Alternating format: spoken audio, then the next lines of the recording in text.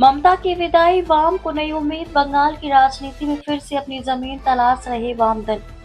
बेगानी शादी में अब्दुल्ला दीवाना, बंगाल विधानसभा चुनाव में भाजपा की प्रचंड जीत के साथ सोमवार को एक और तस्वीर भरकर सामने आई।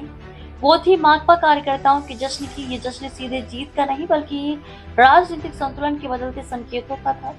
पार्टी कार्यालयों में भीड़, नारेबाजी और उत्साह ने इस बात का संकेत दिया कि वाम खेमे के लिए ये सिर्फ सीटों का खेल नहीं बल्कि मनोवैज्ञानिक लड़ाई में वापसी का क्षण है। दोपहर में भाजपा की जीत के संकेत से ही कोलकाता से लेकर जिलों तक माकपा के दफ्तरों में असामान्य हलचल देखने को मिली। जैसे जैसे रुझान आने लगे, कार्यकर्ताओं का जमावड़ा बढ़ता गया। दिलचस्प बात यह कि माकपा को सिर्फ एक सीट मिली है। मौजूदा राजनीतिक समीकरणों में छिपी है उत्साह की जड़ें।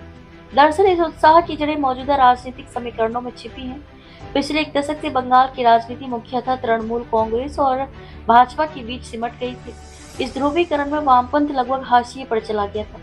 लेकिन इस बार के चुनावी नतीजे ने संकेत दिया कि सत्ता की लड़ाई में भले ही माकपा सीधे मुकाबले में न हो, लेकिन तृणमूल कांग्रेस की संभावित कमजोरी को वाम खेमे अपने लिए अवसर के रूप में देख रहा है। माकपा के एक वरिष्ठ नेता ने कहा कि ये जश्न किसी की हार या जीत का नहीं है, बल्कि उस माहौल के टूटने का है जिसमें वाम राजनीति को खत्म मान लिया गया था। आज तस्वीर बदलती दिख रही है। विश्लेषकों का मानना है कि माकपा का ये उत्साह प्रतीकात्मक जरूर है, लेकिन इसके पीछे एक रणनीतिक सोच भी है। भाजपा की जीत और तृणमूल की हार दोनों ही परिस्थितियां वामपंथ के लिए राजनीतिक जगह खोल सकती हैं। सत्ता परिवर्तन के बाद विपक्ष की नई भूमिका में वाम दल अपनी जमीन मजबूत करने की कोशिश करेंगे। अंततः बंगाल की राजनीति में यह दृश्य एक दिलचस्प मोड़ को दर्शाता है, जहां तीसरा खिलाड़ी भी अपनी वापसी की पटकथा लिखने की कोशिश में जुटा है।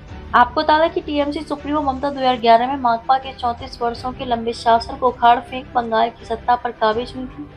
उसके बाद के कुछ वर्षों बड़े पैमाने पर माकपा कार्यकर्ताओं पर अत्याचार के आरोप लगे थे।